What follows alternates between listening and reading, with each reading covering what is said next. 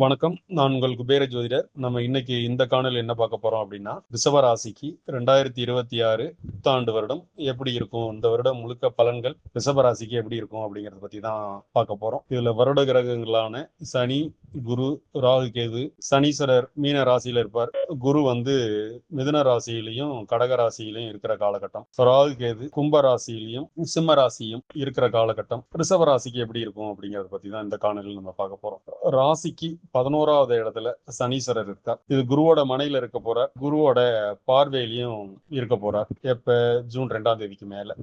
இது ரெண்டுமே பொற்காலம் தான் சொல்லணும். இப்ப ராசிக்கு 2ல குரு இருக்கார், ராசிக்கு 11ல சனீஸ்வரர் இருக்காரு, ராகு 10வது இடத்துல இருக்காரு, கேது 4வது இடத்துல இருக்கார். அப்படி பார்க்கும்போது சனீஸ்வரர் 11ஆம் இடத்துல இருக்கிறது அப்படிங்கிறது எடுக்கிற காரியத்துல வெற்றி மேல வெற்றி அப்படிங்கிறது தான். அது ஜனனகால ஜாதகத்துல மீனத்துல சுப கிரகங்கள் இருந்தா கண்டிப்பா இவங்களுக்கு நான் சொல்ற பலனை விட அதிகமான நற்பலன்கள் கிடைக்குங்கிறதுல மாற்று கருத்து இல்லை. பட் எது எப்படியோ 11ஆம் இடத்துல இருக்கிற சனீஸ்வரர் ஒரு 2.5 வருட காலங்களுக்கு பொற்காலம், கோல்டன் பீரியடு அப்படின்னு தான் சொல்லணும். இந்த சனி பயிற்சியை பொறுத்த வரைக்கும். குரு பயிற்சியை பொறுத்த வரைக்கும் 2ஆம் இடத்துல இருக்கிற குரு 6ஆம் இடத்தை, 8ஆம் இடத்தை, 10ஆம் இடத்தை பார்ப்பார். அப்ப 2ஆம் இடத்துல இருந்து குரு 6ஆம் இடத்தை பார்க்கறதுனால எதிர்ப்பு, போட்டி, பொறாமை, பிரச்சனை இதெல்லாம் அடியோட அழியும், ஒளியும் அப்படிங்கிறது தான். நல்ல வேலை கிடைக்கும், நல்ல சம்பளத்துக்கு வேலைக்கு போயிடுவாங்க 6ஆம் இடத்தை குரு பார்க்கறதுனால. 8வது இடத்தை குரு பார்க்கறது அப்படிங்கிறது கௌரவத்துக்கு பங்கம் இருந்தால் அதெல்லாம் சரியா போயிடும். ஆயுள் பயம் இருக்கிறவங்களுக்கு அதெல்லாம் சரியா போயிடும். கௌரவ குறைச்சல், இடைஞ்சல் இதெல்லாம் சரியாயிடும். 10ஆம் இடத்தை குரு பார்க்கறதுனால தொழில் சிறப்பா இருக்குங்கிறதுல மாற்றம் இல்லை. 10ல ராகு இருக்கிறதும் சிறப்பு தான். 11ல சனி இருக்கிறது தொழில் அதிபர்களுக்கு தொழிலை மேன்மைப்படுத்துறது, இன்னும் தொழில் வளம் சிறப்பா இருக்கிறது, பொருளாதார மேன்மை, வேலையாட்களோட ஒத்துழைப்பு இதெல்லாம் இருக்கும். அரசியல்வாதிகளுக்கு அரசால வெற்றி இந்த மாதிரியான அமைப்பெல்லாம் இந்த கூடுதல் நற்பலன்கள் கிடைக்குங்கிறதுல மாற்று கருத்து இல்லை. நடிகர்களுக்கும் அதே நிலைமைதான். வர்ற படங்கள் நல்லா ஓடும், கொண்டாடுவாங்க, நல்ல கதை அம்சம் உள்ள படங்கள் கிடைக்கும், நல்ல வாய்ப்புகள் கிடைக்கும், பொருளாதார முன்னேற்றமும் இருக்கும்.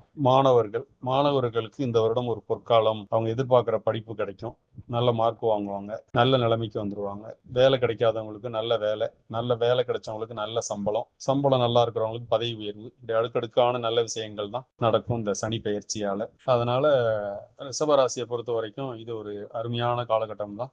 கேது பயிற்சி 4வது இடத்துல இருக்கிற கேது அப்படிங்கிறது சுமாரான அமைப்பு தான். ஏன் சுமாரான அமைப்பு அப்படின்னு சொன்னோம்னா, 4ஆம் இடத்துல கேது இருந்தா தாய்க்கும் அவங்களுக்கும் கான்ட்ரவர்சி இருக்கும், மன ரீதியா கொஞ்சம் டிஸ்டர்பன்ஸ் ஆகுவாங்க. ஏன்னா 4ஆம் இடங்கிறது மனசு சொல்ற இடம். உடல் ரீதியாகவும் கொஞ்சம் தொந்தரவுகள் இருக்கும். சொந்த பந்தத்தோட ஒத்துழைப்பு இருக்காது. தாய் கூட கருத்து வேறுபாடு, மோதல் இருக்கும். இதெல்லாம் சரி பண்ணிக்கிறதுக்கு நீங்க விநாயகரை வழிபாடு பண்றது, ஆஞ்சநேயரை வழிபாடு பண்றது சிறந்த பரிகாரமா இருக்குங்கிறதுல எந்த மாற்று கருத்தும் கிடையாது. ஆனாலும் இது பொருளாதார ரீதியா ஒரு பொற்காலம் தான் சொல்லணும் மொத்த ரிஷபராசிக்காரங்களுக்கும். அதனால 2026 பொறுத்த வரைக்கும் ரிஷபராசிக்கு ஒரு பொருளாதார ரீதியா நல்லா இருக்கும், தொழில் ரீதியா நல்லா இருக்கும், நல்ல மன வாழ்க்கை அமையும், எல்லாமே எல்லா செல்வமும் எல்லாத்துக்கும் கிடைக்கும், 16 செல்வமும் கிடைக்கும் அப்படிங்கிறது தான். உங்களுக்கு எல்லாத்துக்கும் எல்லாம் கிடைச்சி சிறப்பா வாழணும்னு மனசார வாழ்த்துறேன், விரும்புறேன். நன்றி, வணக்கம்.